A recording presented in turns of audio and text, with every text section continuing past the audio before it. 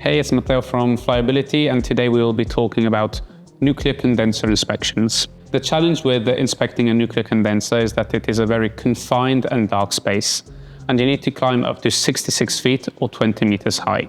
Inspecting a condenser with traditional techniques can take up to 14 shifts of 12 hours each, just for building scaffolding, costing the power plant well over $100,000 per condenser.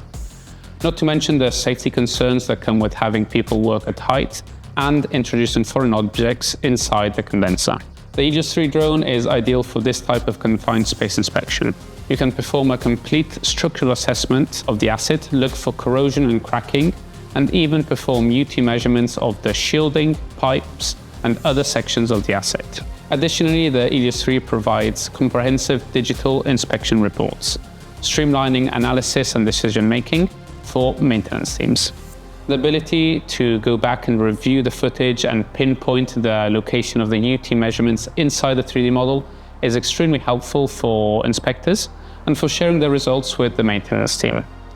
The Elios 3 requires fewer specialized workers by eliminating confined space and work at height, and frees up scaffolders for other jobs while providing accurate data that complies with the requirements of NDT, mechanical and material plant engineers.